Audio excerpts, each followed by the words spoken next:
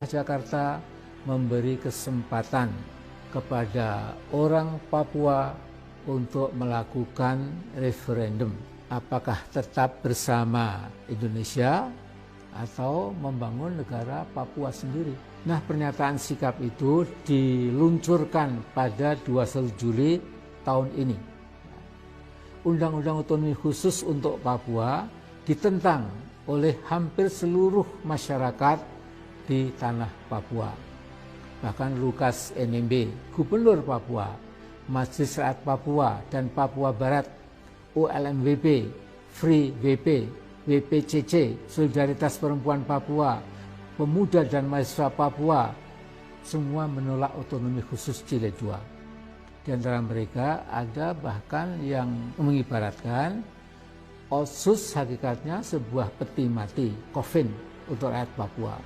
Juga ada yang mengibaratkan otonomi khusus itu seperti makanan beracun yang berakhir dengan kematian Papua. Dewan Gereja Papua, BPCC, juga menolak Otsus Jilid 2 dengan alasan karena dirancang sepihak oleh Jakarta.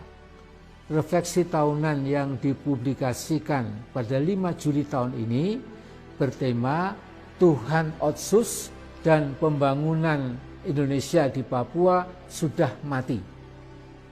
Tema itu menunjukkan kekesalan dan kemarahan masyarakat Papua yang kini sudah sama cerdasnya, sama pintarnya, sama tajamnya dengan masyarakat suku-suku lainnya di Indonesia. Sungguh sangat gegabah bila di antara kita ada yang masih menganggap seolah saudara kita di Papua kalah cerdas dan kalah pintar dibandingkan dengan suku atau etnik lainnya. Perkembangan cukup mengagetkan adalah apa yang terjadi di kantor Dewan Adat Papua, Bidap Expo Wamena pada 22 Juli tahun ini.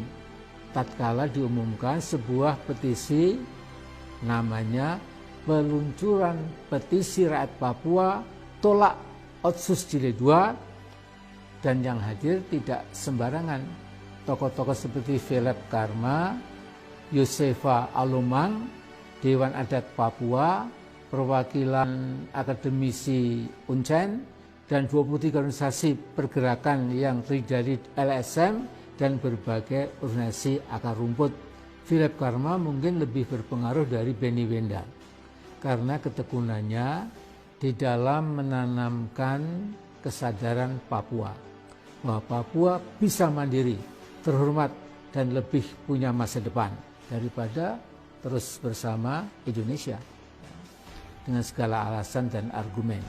Sementara Mama Alomang atau Yosefa Alomang dianggap sebagai Ibu Kartini Papua, tokoh wanita yang sudah sangat sepuh tetapi berani menentang PT Freeport itu tidak pernah lelah membangun rasa percaya diri rakyat Papua. Nah, saya melihat dukungan internasional pada upaya Papua melepaskan diri dari NKRI juga semakin luas, terutama di kampus-kampus di dunia barat, di Australia, Inggris, dan Amerika. Hampir semua negara Melanesia mulai terbuka juga mendukung perjuangan kemerdekaan Papua.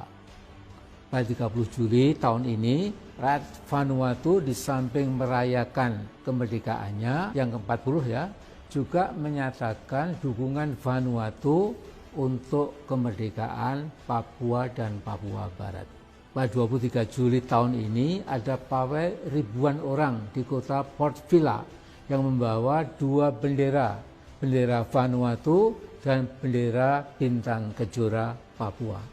Dalam setiap forum internasional, Vanuatu secara konsisten menyatakan dukungannya pada kemerdekaan Papua dan Papua Barat. Memang bagaimana masa depan Papua Barat dan Papua tidak ada yang sanggup meramalkan.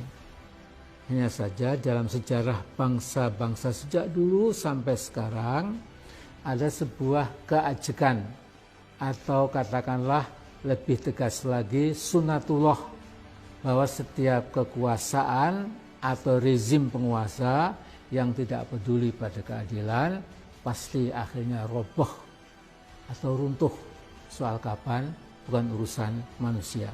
Manusia hanya berusaha, hasil akhir di tangan Allah Subhanahu wa taala yang Maha Esa.